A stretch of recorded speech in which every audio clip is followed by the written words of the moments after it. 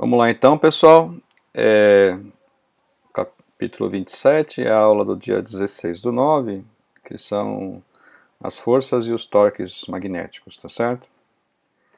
Nós vamos nessa aula desse capítulo mostrar as influências que o campo magnético causa, tá? Mas nós não vamos falar como que o campo magnético aparece. A gente vai falar isso no próximo capítulo, de onde que ele vem.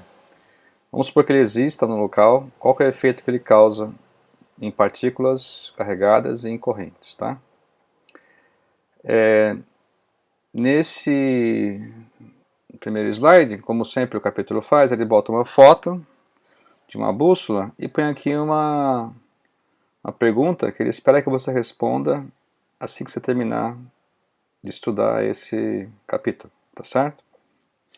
Bom, nós vamos ver nesse capítulo as propriedades dos ímãs, né, que todo mundo já conhece, o que é como que aqui uma partícula carregada sofre ação de um campo magnético, quais são as diferenças entre as linhas de campo elétrico e de campo magnético, são diferentes, tá? Como é que se analisa o movimento de uma partícula num campo magnético, tem que usar as leis de Newton, tá? Algumas aplicações, né, práticas de física e química. Depois nós vamos também falar sobre qual que é a força e qual que é o torque que uma corrente elétrica sente quando está dentro de um campo magnético. E uma aplicação imediata disso são os motores de corrente contínua, tá? Os motores de corrente contínua, eles têm um torque fabuloso, tá? Vide os carros elétricos, né? Todo sistema que você precisa de torque alto é tudo elétrico, tá? Não se iluda. Mesmo uma locomotiva que você vê que é diesel, na verdade não é. O diesel é um motor que ele alimenta um gerador. Aí o gerador de corrente contínua é que vai alimentar os motores que empurram o trem, tá? É uma coisa bem característica mesmo dos motores de corrente contínua, tá? Depois vamos falar um pouco mais sobre isso. Tem um alto torque, né? Bom, nós sabemos que a força magnética faz parte aí do dia a dia de todo mundo, né? E principalmente desde criança a gente via brincando com ímãs, né? A gente sabe que as forças magnéticas do ímã, né? Os polos que se atraem, se repelem, a bússola, a própria Terra gerando um campo magnético. Ele está presente em todo local, né? Nos motores, nos fornos de micro-ondas, alto-falante, tudo. Impressora, qualquer motor que você pensar envolve o campo magnético, tá?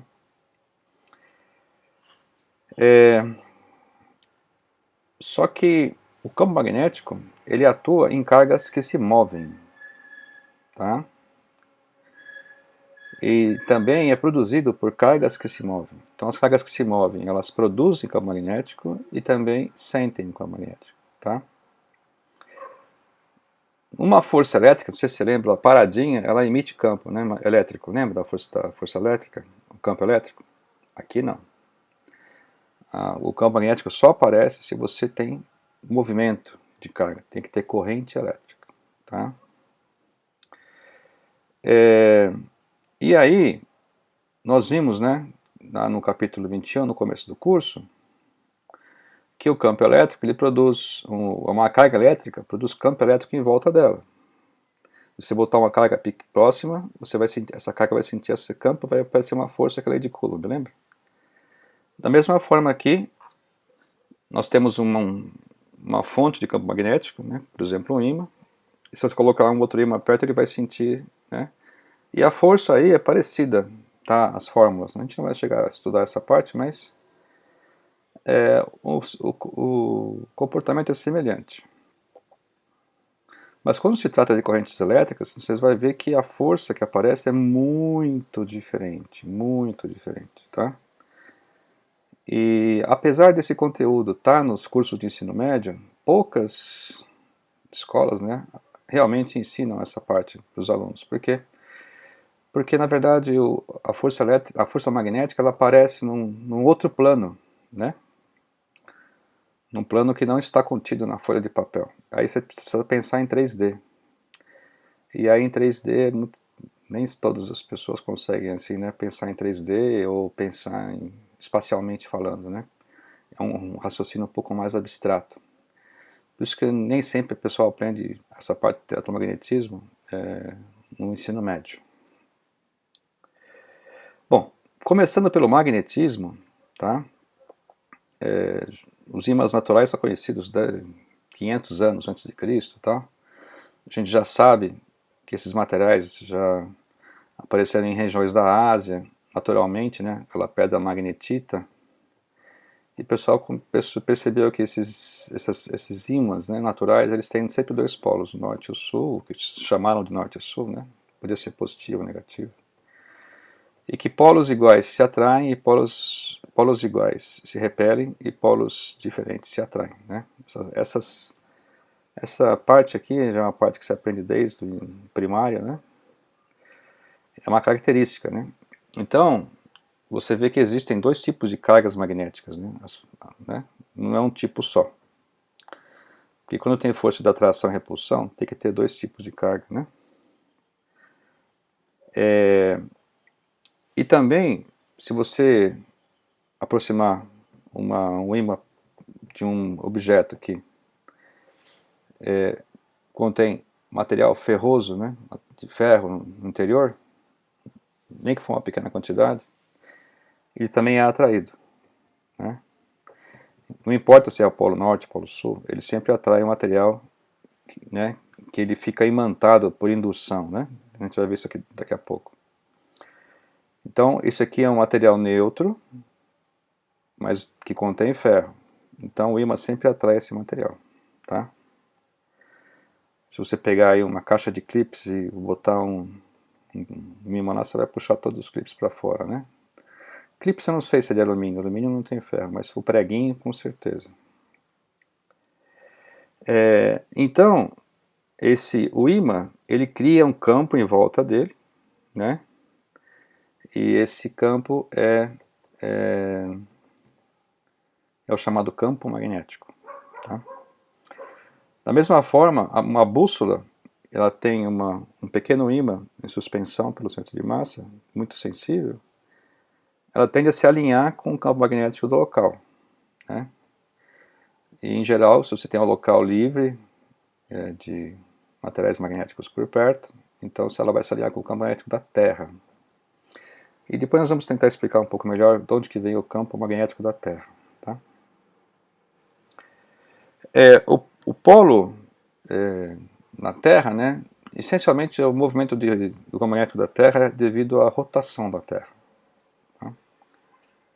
Por exemplo, Vênus ele roda muito lentamente, né? Um dia em Vênus dura 400 e poucos dias terrestres. Então, Vênus quase não tem campo magnético. Quanto mais rápido o giro, maior é o campo magnético. Júpiter, por exemplo, tem um campo magnético altíssimo, porque dá uma volta em 11 horas. Né? Então, a Terra, pelo fato dela girar, ela é um ímã. Tá? Então a gente define que o polo norte, lá no Ártico, né, é o geográfico, ele é próximo do polo sul magnético. Tá? Então, a bússola, o norte sempre aponta para o norte da Terra, porque lá é o sul magnético. Tá? E é fácil de ver isso pela rotação da Terra. Tá? Em geral, pela rotação da Terra, vamos supor que tenha... vou dar uma dica já, vou adiantar uma dica aqui. Suponha que tenha lá no magma da Terra, tenha cargas elétricas. Né? E a rotação dela, ela faz com que essas cargas criem uma corrente. Tá? Quando você tem uma corrente, é fácil de você achar o campo magnético. Né? Então, vou fazer aqui. Ó. Se você gira assim, tá? Vamos supor que a Terra gire assim. Basta você colocar a sua mão aqui assim, ó, direita, direita. no sentido de rotação. Onde saiu o dedão é o Polo Norte. Tá? Então, em geral, quando você vê vídeos da Terra, a Terra sempre gira, está girando assim, ó, né? Quando você vê ela de frente. Certo? O Sol está para cá. O Sol está aqui, né? Aqui está o Sol. Está girando assim. E aí que você bota a mão ali, então, lá no Polo Sul, que é o norte magnético, tá certo? Isso vale para qualquer tipo de corrente, tá? E aí, as linhas de campo, elas são assim, mais ou menos desse jeito aqui, ó, né? Elas saem aqui do norte, é uma convenção, né? As linhas de campo magnético saem do norte e vão para o sul, tá? E aí, o polo norte geográfico é próximo do polo sul magnético. Não é bem coincidente, não, tá? Inclusive, tem uma teoria que diz que isso aqui vai se mexendo. No espaço entre 10 mil e 1 milhão de anos, você vai trocar, né? Aqui vai ser o norte, aqui embaixo que vai ser o sul. Por causa que a Terra está se mexendo, o magma lá dentro está se mexendo lentamente. Mas é um modelo isso, não é... Então, quando você bota uma bússola aqui numa linha de campo, você vê que o norte vai apontar aqui para o norte, tá? Só que, repara bem que as linhas são tortas, né? Perto aqui do polo sul magnético, a linha é quase caindo assim, né? Tá? Então tem dois ângulos aí que o pessoal usa, né? Como aqui não é bem o norte geográfico, né, onde está apontando a bússola, tem um pequeno desvio. Esse desvio é chamado de declinação magnética, tá? E o campo não é horizontal, né? Aqui no polo o campo é vertical, aqui no Equador o campo é horizontal, né? Esse desvio de ângulo é a inclinação magnética, tá certo? E é por isso então que a bússola sempre aponta aqui para o norte, ela acompanha a linha de campo, tá certo? Que por convenção a linha de campo sai do polo norte e vai para o polo sul, tá?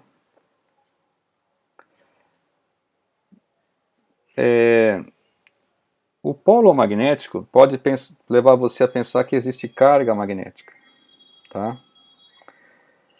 E você pode até pensar isso, só que tem um pequeno problema, né? A carga magnética, ela não aparece sozinha. Se você pegar um ímã e quebrar em 2 pedaços, você vai fazer 2 ímãs. Se você quebrar aqui, vai fazer em 4. Né? Cada pedacinho tem um campo cada vez mais fraco, mas sempre são 2 polos, tá? Não existe polo isolado, tá? Essa é uma diferença gritante em relação à carga elétrica, tá?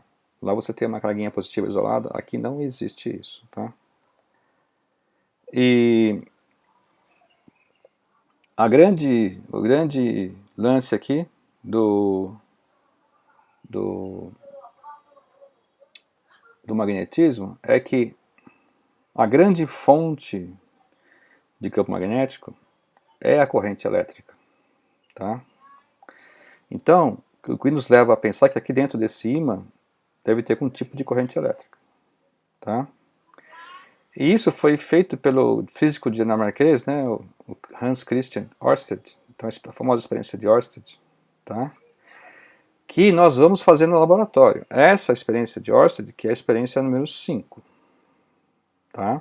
Experiência número 5. O que acontece? O Ørsted pegou uma bússola e alinhou certinho com o norte, né? Tá certinho com o norte. Perfeito, tá?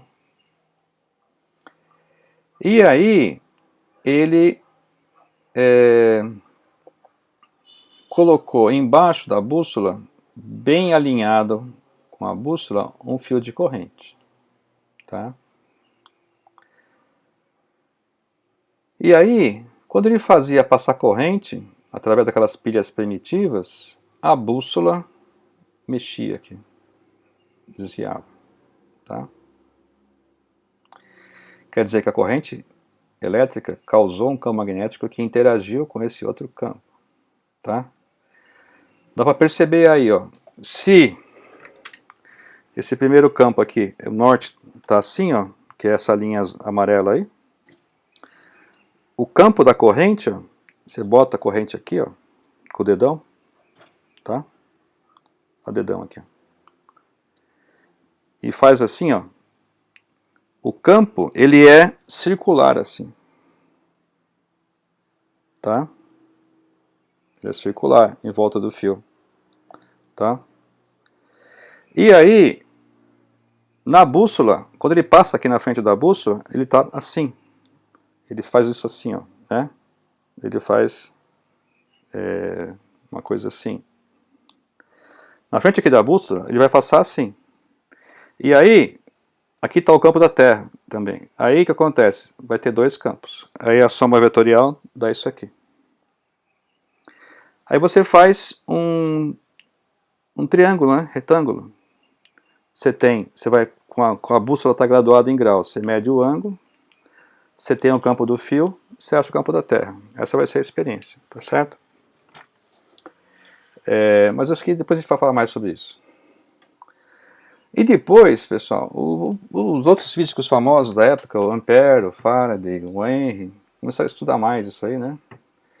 Como você pode organizar esses fios para fazer campos mais fortes, fazer bobinas, tá certo? E não sou disparada, né? O que a gente conhece hoje? A gente sabe hoje que essas forças são causadas fundamentalmente pelo efeito magnético dos elétrons, tá? O elétron numa órbita, ele cria uma corrente elétrica, tá? Então, um átomo, tá? Tem o elétron orbitando, ó, tá assim, né? O campo é assim. Como é elétron negativo, então o campo é assim. Ou seja, aí, o lado de cima do elétron, do átomo, é um polo, o lado de baixo é outro polo. Então, o próprio átomo já é um ímã, um átomo, tá? Então, na verdade, todo o efeito magnético surge do movimento das cargas elétricas, tá? E aí, a relação entre carga parada e carga em movimento, e como esses campos se interconectam, né, o elétrico e o magnético, é que deram origem às equações de Maxwell, né, que é uma das coisas mais importantes da física moderna, da ciência moderna, né? Física moderna não, ciência moderna, né? Bom, o campo magnético ele está presente em todo local aqui da Terra, né? Inclusive tem algumas espécies, né, como a lagosta espinhosa, que ela tem um sensor muito fino, né? Ele é muito sensível ao campo magnético. Então ela consegue caminhar longos caminhos no fundo do mar só orientada pelo campo magnético, tá? Porque o sistema de visão dela é muito fraco. Então é um exemplo, né? Tem outros animais também que se guiam muito pelo campo magnético, tá? Tem sistemas sensíveis, né? Porque o campo magnético da Terra ele é muito fraco. Em termos gerais assim, do dia a dia, é muito fraco. Então não interfere em nada que a gente usa, tá? E então você descreve esse campo magnético do mesmo jeito, né? Uma carga móvel, uma corrente elétrica, ele cria um campo magnético, né? Por exemplo, eu dei um exemplo aqui de um fio retilíneo, tá? Assim, o campo magnético é assim, ó, tá? Se for para baixo, a corrente, o campo é assim. Então o campo é circular em torno do fio. Você pega uma espira circular de corrente, né? Sim. Então o campo é para frente da espira, tá? É sempre a mão direita. Uma hora os dedos são a corrente, então aqui é o campo. Outra hora aqui é o campo, então aqui é a corrente. Você pode intercambiar esses dois, tá certo? Mas a mão direita. Supondo cargas positivas também, né? Se você pensar em elétron, você troca o sentido no final, tá bom? E aí, se você tem um campo magnético que aparece de um fio, se você aproximar um outro fio ou uma outra carga, vai sentir esse efeito, tá? É como se fosse a lei de Coulomb. Só que a lei de Coulomb é assim, né? Carga aqui, então as forças são o quê? Se for positiva, são assim, né? Ação e reação, mais e mais se repele, né? A força magnética não é bem assim, não. É bem diferente, né? Tá? 3D. O primeiro caso que a gente vai fazer é como é que o campo magnético interage com uma carga. Essa é a primeira parte. Depois, como o campo magnético interage com uma corrente. Essa é a segunda parte. Tá? E aí, nós vamos chamar o campo magnético pela letra B. Tá? Letra B. Veja bem, olha que interessante. Isso é muito diferente. Ó. Uma carga positiva, elétrica. O campo não é assim espinhoso para fora, assim? Certo? Pronto, está feito. Tá? É uma carga, você tem um campo. No magnético, pessoal, sempre tem duas cargas. E as linhas são sempre fechadas. Linha de campo magnético é sempre fechada. Veja bem, ó. Sai aqui do norte uma linha. Tá? Dela vai e volta a entrar no sul.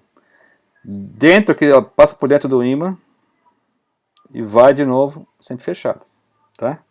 Essas são chamadas linhas de campo. Se você pegar esse ímã, colocar em cima de uma folha de papel e jogar ali malha de ferro em cima, dar uma sacudida, você consegue ver essas linhas, tá certo? Essa experiência é muito simples.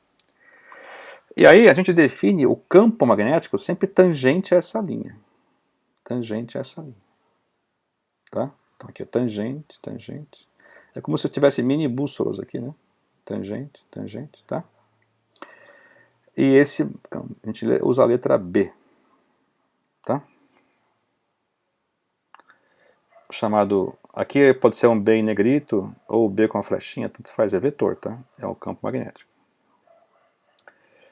Agora, como é que as cargas, como é que o campo magnético atua em cargas em movimento, tá? Então, essa é a fórmula que a gente deriva a partir do experimento. Essa fórmula não dá para ser deduzida assim de primeiros princípios, ela é uma fórmula deduzida a partir da experiência, tá? Inclusive as 4 equações de Maxwell não contêm essa fórmula, tá? Essa fórmula é a mais, tá? Olha que interessante. A força magnética que aparece na partícula, ela é proporcional à carga. Quanto maior a carga, maior a força. Proporcional à velocidade. Quanto maior a velocidade, maior a força. Proporcional ao campo. Quanto maior o campo, maior a força. Entretanto, existe aqui um produto vetorial. Produto vetorial. Tá? E aí, você sabe que se esse vetor for paralelo a esse, o produto vetorial é zero. Então, se você atirar uma carga paralela a um campo magnético, não acontece nada. E se eu tirar ela perpendicularmente, vai ser o efeito máximo. Tá? Então, como é que você vai pensar? Ah, professor, como é que eu vou desenhar isso? Né? Então, eu vou fazer aqui. Ó. Vamos supor que eu atirei uma carga nesse eixo aqui. Ó.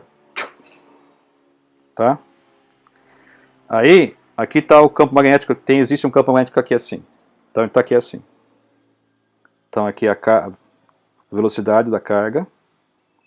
Então, a velocidade é o azul e o campo é o amarelo. O que você faz? Você usa a mão direita, alinha a mão na velocidade, que é o primeiro cara aqui, você alinha a mão no primeiro cara. Essa fórmula tem uma ordem, tá, pessoal? Não pode trocar essa ordem. Primeiro cara é o V, alinha a mão em V, gira a mão na direção do segundo cara, que é o B. Então, gira a mão aqui para o B. Para onde aponta o dedão? Para cá, certo? Então aqui vai ser a força. Então, pessoal, a força sai desse plano, ela é perpendicular a esse plano, porque é o produto vetorial. Tá? Desse jeito, então, repara que a força não tem nada a ver com a força de Coulomb lá. Ela é 3D aqui, tá? 3D. Então a força é sempre perpendicular à velocidade. e perpendicular ao campo. Sempre. Sempre. Então veja bem, mão direita, isso vale para qualquer produto vetorial. Alinha com o primeiro, gira a mão, onde apontar, né, o dedão é o terceiro, que é a força. Vamos supor, eu tenho aqui a velocidade assim. Assim a velocidade, não, a velocidade é assim. E o campo, ele é assim. Tá certo?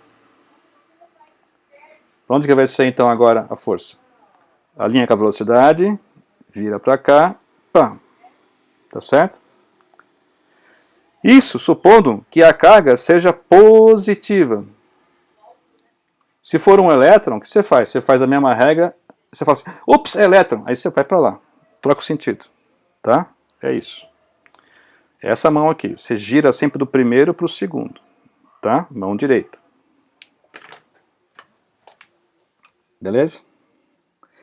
Então, se você atirar a carga paralela ao B, nada irá acontecer. Porque o produto vetorial vai dar zero. Não tem força magnética. Se você atirar uma carga com um ângulo diferente de zero, o que vai acontecer? Vai ter uma velocidade perpendicular e uma paralela. Essa B paralela não faz nada, a perpendicular vai aparecer uma força. Então, ó, nesse caso mostrado no desenho aí, ó, aqui tá o V perpendicular, aqui está o B para lá, tá certo? E aí o que você faz? Você faz V vetor B, ó, V vetor B, então a força está aqui, tá certo?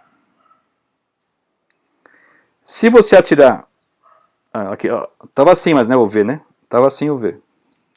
Aí o que você faz? Essa componente aqui não faz nada, essa aqui é importante, tá? Então aí você tem aqui a força. Então, se você quiser o máximo efeito magnético na carga, você tem que tirar ela 90 graus, que nem está mostrado aqui. Tá? Aí a força é máxima. E, a partir dessa fórmula, que é uma fórmula chamada Lei de Lorentz, né? Lei de Lorentz, isso aqui. Qual que é a unidade de B? É Newton por Coulomb vezes metro por segundo. Né? Vai ficar Newton vezes segundo, Coulomb vezes metro.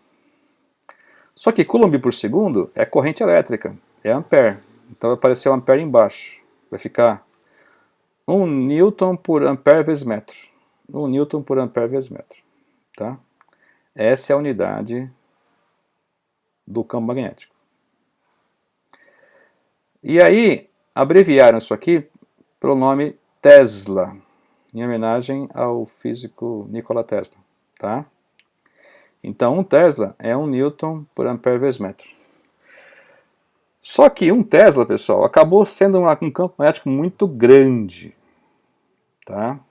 Pra você ter uma ideia, o campo magnético da Terra é 0,1 militesla. O campo mais forte feito no laboratório magnético, né, lá no LHC, é da ordem de 70, 80 Tesla. É o mais forte que foi produzido. Tem aceleradores que fazem picos de campo de 200 Tesla, mas é o máximo, tá? Então a gente não usa tanto Tesla porque ele é muito grande, mas a gente usa também outra unidade chamada Gauss, tá? É o CGS. O Gauss é 10 a menos 4 Tesla, tá certo? 10 a menos 4 Tesla. Dentro do átomo, o campo pode ser bem forte, tá? E pode ocorrer bastante efeitos magnéticos nas estruturas atômicas por causa disso. Mas ele é confinado lá dentro, tá? Então nessa ordem aí, ó, o campo da Terra é meio Gauss, uma coisa assim, tá? Então também se usa muito Gauss, 10 a menos 4 Tesla. E aí, pessoal, como é que você vai fazer então? Regra da mão, né? Ó, aqui está bem explicado. Você bota V e B na mesma origem, pega a sua mão direita e gira. Alinha aqui os dedos indicadores com o V, gira ela para o sentido de B, tá? Onde apontar o dedão é a força, tá? Ó, tá aqui o V, tá aqui o B. Gira a mão para cá, alinha com o V. Gira a mão para lá, força para baixo. Tá certo? E é a mão direita. Direita. Não esquece, mão direita. Tá? Vale para qualquer tipo de produto vetorial isso. Eu sempre alinha no primeiro, gira os dedos na direção do segundo e o dedão aponta para o terceiro. Tá? E claro que se você fizer toda a conta, dá a força para cima, mas você fala assim, ops, é um elétron, então você aponta a força para baixo. Tá? Porque o elétron tem carga negativa. A regra é a mesma, só que se você descobrir que a carga é negativa, então na hora que você fez a mão, opa, isso aqui está para cima, mas como é elétron, então é para baixo. Pronto, só lembrar disso que toca o sentido. Tá? E pessoal, dentro do corpo humano tem muito campo magnético, tá? Só que são campos fracos, tá? 10 a menos 10 Tesla, né? Tem medidores que medem o campo magnético do cérebro, que é 10 a menos 12 Tesla, mas existem, porque os pulsos elétricos dos neurônios geram campo magnético, tá? E daí que vem o seu magnetismo pessoal, né? Tá certo? Bom, vamos fazer uma conta então aqui, ó. Você tem um feixe de prótons, tá? E o próton está aqui, a carga de um próton. Com essa velocidade, dentro de um campo magnético, com esse módulo aqui, 2 Tesla. Esse campo está ao longo do eixo Z, tá? Então aqui está a figura, aqui ó, eixo Z, está aqui o campo, tá?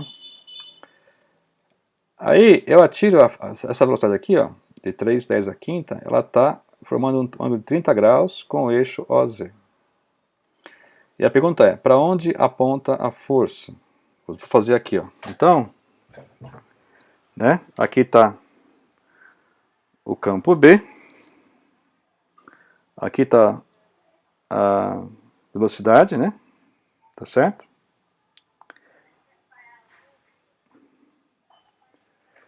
Então veja bem, ó, se eu alinhar aqui, não posso fazer isso, né, com a velocidade, eu tenho que fazer isso aqui, né. Então, se eu fizer isso, V vetor B, vai dar para baixo, certo?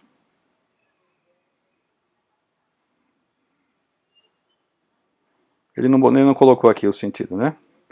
Mas, ó, V vetor B daria para cá. Então, a força está para cá, tá aqui para trás, tá certo? Beleza? Mas ele pediu só o módulo, ele não pediu o vetor força. Então, só você colocar aqui QVB seno θ, ou seno φ. Por quê? Qual que é a definição de produto vetorial? Módulo do primeiro, módulo do segundo, seno do ângulo, tá certo? Então você pegou aqui módulo de Q, que é constante, né? Módulo de V, módulo do campo, seno do ângulo. Então isso aqui é a força, tá certo? Também pode fazer vetorialmente. Ó. Esse V tem o cosseno 30 em K e seno 30 em I. Ó. Cosseno 30 em K, seno 30 em I. E o B é K. Aí você faz a força e realmente deu menos J para dentro, para baixo, né? Contra Y, tá vendo? Contra Y. Tá? Porque, ó, tem que lembrar aqui da regrinha, né? Vamos lá. I vetor K menos J. K vetor K, 0. Então aqui menos J. Tá? Tem aquela famosa regra, deixa eu colocar aqui para vocês, né? I, J, K. Depois vocês copiam aí no caderno, tá? Vocês ouviram falar disso?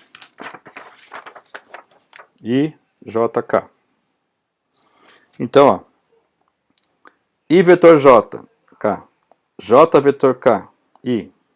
K vetor I, J. Ah, I vetor K.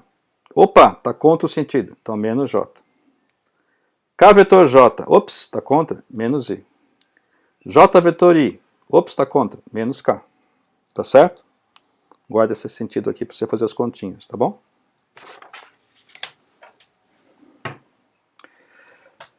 Por exemplo, nós temos aqui um elétron sendo atirado num campo magnético. Tá? Então aqui, ó, veja bem, isso vai aparecer em todo local. Então entenda bem. Para simular o efeito 3D, nem sempre a gente desenha 3D, tá, pessoal? A gente fez a seguinte notação. Quando tem um X, é porque é o rabo da flecha, tá? O rabo da flecha quer dizer, a flecha está entrando. Então eu estou vendo ela entrando assim, ó.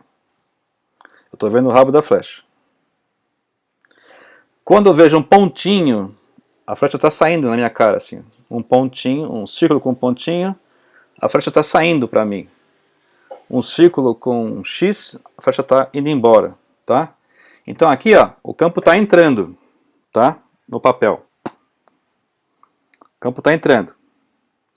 E o elétron está sendo atirado na horizontal, tá certo? O que acontece? Aí você fala assim, bom, duto vetorial, né? Alinha com a velocidade e gira. Para onde que vai ser? Para cima. Então, trajetória 1, certo? Não. Por quê? Porque é elétron, tá vendo que é negativo? Fez a regra, deu para cima, ops, elétron para baixo. Então é para baixo. Então para onde que vai desviar? Vai desviar para a trajetória 3, tá certo? Entenderam isso? Depois, como é que são essas linhas desse campo magnético, né? Você pode mapear elas usando limalhas de ferro, de todo tipo, né? Inclusive, pessoal, todas as contas que Faraday fez, descobriu a lei de indução, Faraday não tinha, ele não tinha aquele saber matemático, tá? Ele não era um matemático assim, ele fazia tudo na prática. Faraday só fazia desenho, ele deduziu quase tudo que ele fez através de desenhos, tá? Desenhos em escala, desenhos nítidos mesmo, assim, coisas que ele conseguia contar as linhas, tal, entendeu? Então, é muito poderoso também a parte de mapeamento, tá? Lembrando só, então, que essas linhas de campo que eu vou desenhar não são linhas de força, tá, pessoal? Lá no campo elétrico, você põe uma carga no campo elétrico, aí aparecia a força. Né? F igual a Q vezes Z, lembra? Então a linha de campo é a linha de força. Aqui não, né? Você bota um campo, onde que vai a força? Ops, 90 graus, né? Então, no magnético, a linha de campo não é a linha de força, pelo amor de Deus, tá? Então aqui, ó, nunca faça isso, né? Porque se você atira uma carga paralela ao campo, nem força tem, né? Tá certo? A linha de campo não é linha de força, tá? Beleza? Ó, linha de campo e linha de força fazem 90 graus, tá? Beleza? Cuidado. Aqui tem várias linhas de força que eu já mostrei para vocês algumas, né? Esse aqui é um ímã em formato de C. Essa região aqui do meio é bem pequena. Por que eles fazem esse ímã nesse formato? Porque aqui nessa região o campo, ó, é quase constante. Então você faz experimentos interessantes aqui nessa região, supondo que o campo seja constante, tá? Esse aqui é um campo de uma corrente. Lembra que eu falei para vocês? A corrente vem assim, põe a mão direita, né? Tá? Então, do lado de cá, ó, as linhas descem e entram nesse papel. Vamos supor que tem um papel aqui, né? Do lado de cá as linhas descem e entram, do lado de lá as linhas sobem e saem. Então, descem e entram de um lado, saem do outro lado, tá? Então aqui, ó, faz com a mão assim, você vai perceber isso, tá? Aqui um outro tipo, né, a corrente, né, o campo de uma espira, você bota aqui a corrente aqui no coisa, né, redonda, e aqui está a corrente, tá? Se ela está assim, então é para cá, ó, o campo é para cá, aqui é o norte. Se ela está assim, o campo é para cá, aqui está o norte, depende do sentido da corrente, tá? Então, se a corrente é curva, o campo é reto assim no centro, tá? E se a corrente for reta, o campo é curva assim em torno da corrente. Tá? O solenoide. O solenoide é muito interessante porque aqui no meio do solenoide o campo é quase uniforme. Então se usa muito solenoide para muita coisa. Tá? Então se você faz assim, ó, a corrente no solenoide, aqui está o norte, tá? Saindo. Se está assim, ó, aqui está o norte para lá, saindo, tá? Então sempre sai do norte e vai para o sul. E você pode mapear tudo isso aí com limalhas de ferro. Isso aqui são fotos, né? Você bota no papel lá, joga a limalha de ferro em cima, bem fininha. Você pode associar então aqui as linhas de campo, ó, tá? Beleza? Entre dois polos, por exemplo, tá? Uma consequência interessante é que a lei de Gauss do magnetismo ela fica simples. Tá? O que é o fluxo magnético mesmo? É o fluxo de um vetor. Você pega uma superfície, calcula a área. E aí você calcula o vetor área. Professor, vetor área, o que é isso? É a área vezes o vetor normal superfície. Né? Normal superfície quer dizer 90 graus. Então o vetor área é sempre uma área orientada. O que é uma área orientada? Uma área orientada é uma área que tem um vetor normal assim. Ó. Tá? Essa é chamada área orientada. Você vai cansar de ver isso em mecânica dos fluidos. Tá? Então, essa área orientada é que me dá o fluxo.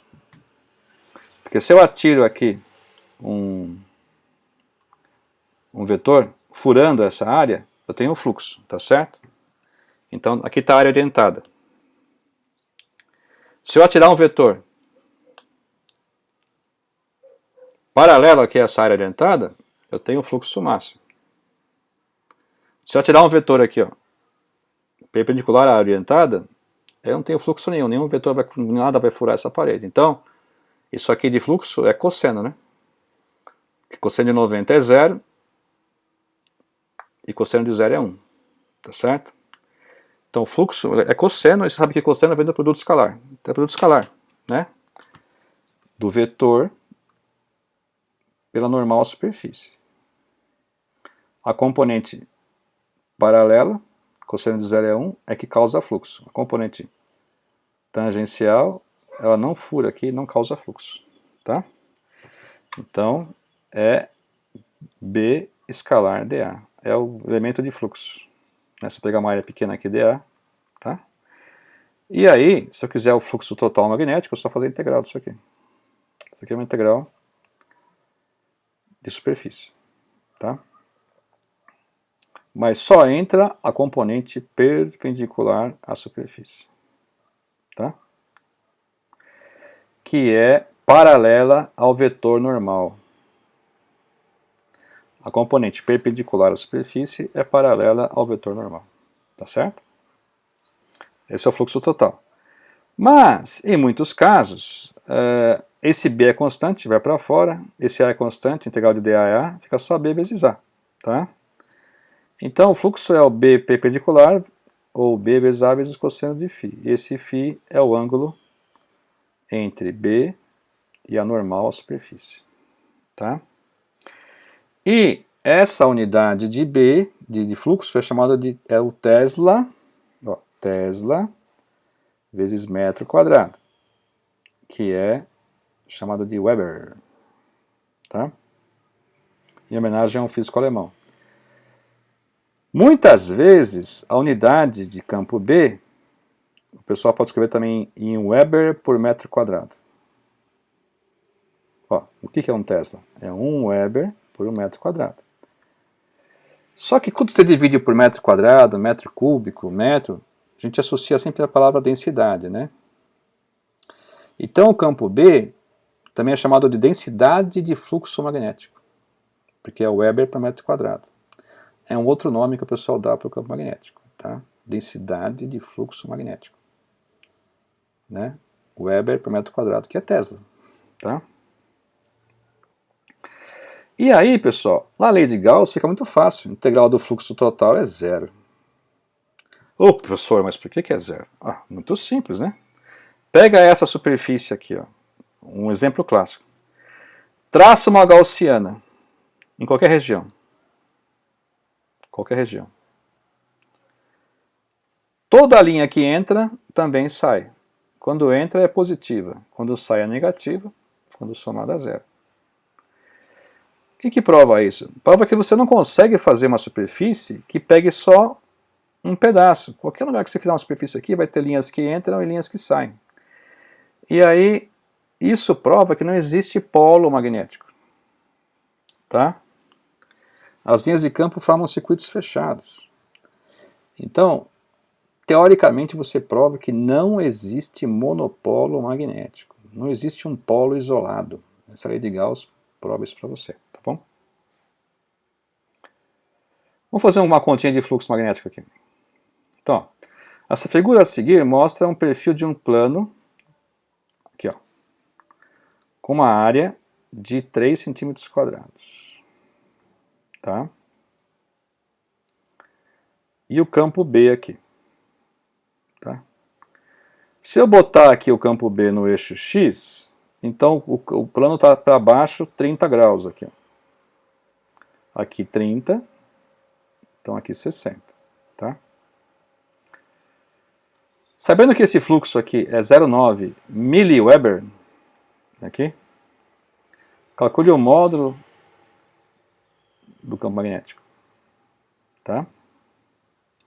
Ora, se está aqui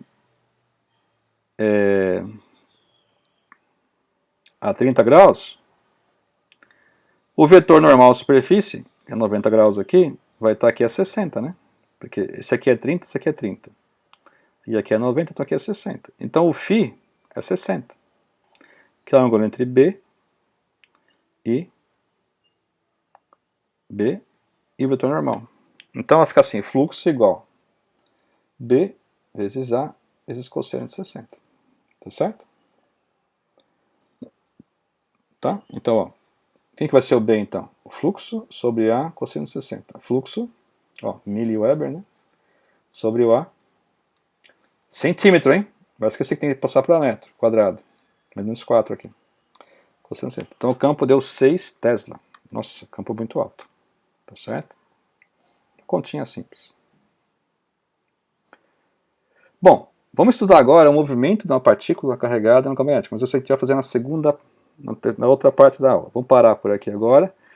E são 4 partes, tá? Essa aula. Vamos dar uma paradinha aqui.